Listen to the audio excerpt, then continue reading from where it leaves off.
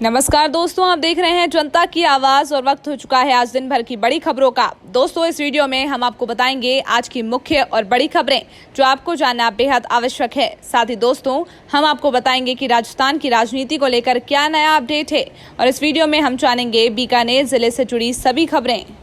राजस्थान के सरहदी इलाके जैसलमेर में रामदेवरा स्थित लोक देवता बाबा रामदेव के मंदिर पर भाद्रपद माह में भरने वाले मेला भले ही निरस्त कर दिया गया है, लेकिन बाबा के प्रति आस्था और श्रद्धालुओं की श्रद्धा कम नहीं हो पाई है। कोरोना महामारी के कारण जैसलमेर का स्थानीय प्रशासन पिछले दिनों रोक के बावजूद बड़ी संख्या में जुटने वाले श्रद्धालुओं की भीड़ के मद्देनजर रामदेवरा की सीमाएं सील कर चुका है। बावजूद इसके बड़ी संख्या में श्रद्धालु मारवाड़ और मेवाड़ के रास्ते रामदेवरा पहुंच रहे हैं। इसी कारण मारवाड़ के पाली, जालोर और सिरोही जिलों में सीमाओं पर पुलिस प्रशासन अब सख्ती के साथ यात्रुओं को रोकने में जुट गया है। प्राथमिक शिक्षकों को माध्यमिक शिक्षा में पदस्थापन को लेकर डीओ कार्यालय में काउंसलिंग। बीकानेर की डीईओ माध्यमिक कार्यालय में आज प्राथमिक शिक्षकों को माध्यमिक शिक्षा में पदस्थापन को लेकर डीओ कार्यालय में काउंसलिंग हुई। 6D नियम के तहत प्रारंभिक शिक्षा के शिक्षकों का माध्यमिक शिक्षा में समायोजन के लिए काउंसलिंग आयोजित हुई। इस काउंसलिंग के माध्यम से शिक्षकों का सेटअप परिवर्तन करके माध्यमिक शिक्षा के स्कूलों में पोस्टिंग दी जाएगी। शिक्षा निदेशालय द्वारा प्राप्त सूची के अनुसार आज अंग्रेजी विषय के 11 शिक्षकों की सेटअप परिवर्तन के लिए काउंसलिंग हुई। डीईओ उमाशंकर के राजू ने बताया कि राज्य सरकार और शिक्षा विभाग के निर्देश अनुसार काउंसलिंग का कार्य पूर्णतः पारदर्शिता के साथ किया जा रहा है। काउंसलिंग के बाद आज इन शिक्षकों को माध्यमिक शिक्षा के स्कूलों में रिक्त पदों पर पोस्टिंग दे दी जाएगी।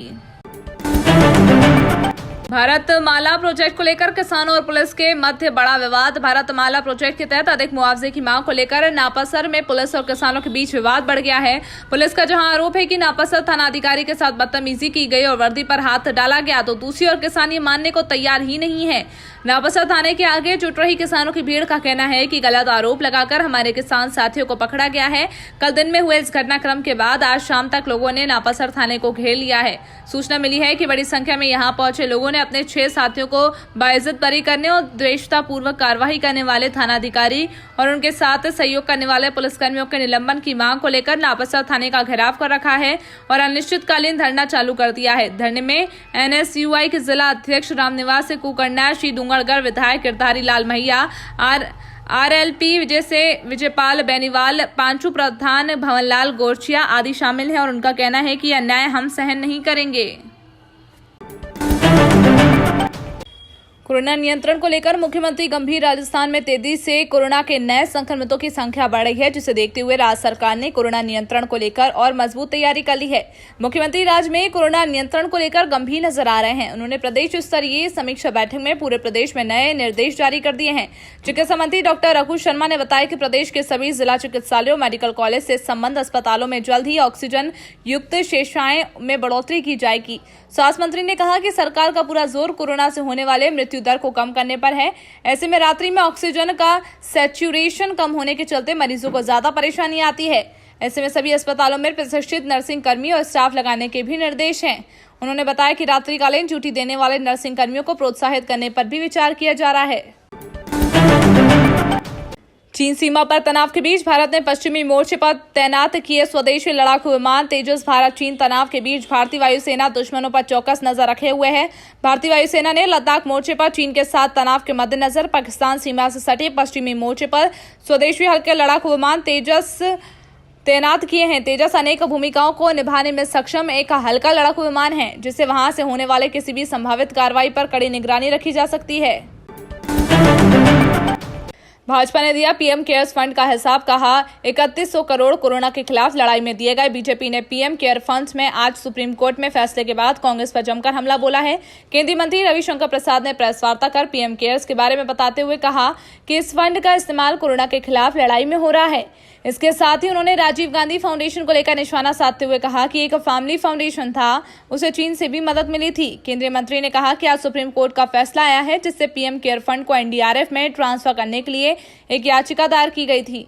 आज कोर्ट ने लंबी बहस के बाद अपना निर्णय सुनाया और इस याचिका को खारिज कर दिया। उन्होंने कहा कि पीएम केयर्स फंड में अब तक 3100 करोड़ रुपए कोरोना के खिलाफ लड़ाई में दिए गए हैं, जिससे 2000 करोड़ रुपए वेंटिलेटर्स के लिए दिए गए, जिससे 50,000 वेंटिलेटर्स पीएम केयर फंड के माध्यम से उपलब्ध कराए हैं। ऑनलाइन पढ़ाई की गाइडलाइन तैयार कर रही सरकार, सिलेबस में होगी कटौती। डोटासरा शिक्षा राज्य मंत्री और पीसीसी चीफ गोविंद सिंह डोटासरा ने ऑनलाइन पढ़ाई का मसौदा जल्द तैयार करने और मौजूदा शिक्षण सत्र में सिलेबस में कटौती करने की बात कही। उन्होंने कहा कि सरकार ऑनलाइन पढ़ाई की गाइडलाइन तैयार कर रही है, वहीं स्कूल खुलने के आधार पर सिलेबस में भी कटौती की जाएगी। शिक्षा राज्य मंत्री ने कहा, स्कूल शुरू करने के लिए केंद्र सरकार की गाइडलाइन का इंतजार किया जा रहा है।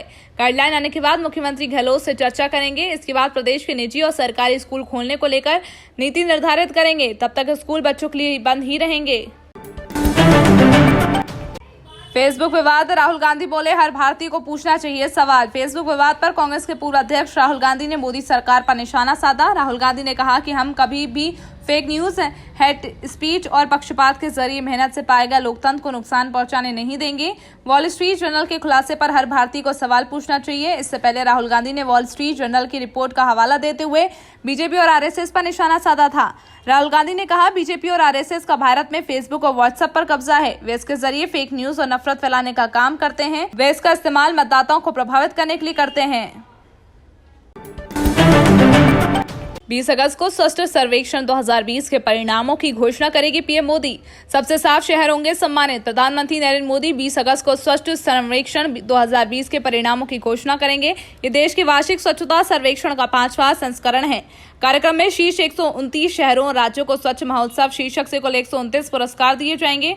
प्रधानमंत्री कार्यालय के अनुसार प्रधानमंत्री देश के विभिन्न हिस्सों से स्वच्छ भारत मिशन शहरी के तहत चुनिंदा लाभार्थियों, स्वच्छग्राहियों और सफाई कर्मियों के साथ बातचीत करेंगे।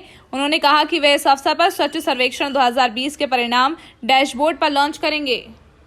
देश और प्रदेश की तमाम खबरों से जुड़े रहने के लिए हमारा चैनल सब्सक्राइब कीजिए और बेल आइकन पर क्लिक करना ना भूलिए।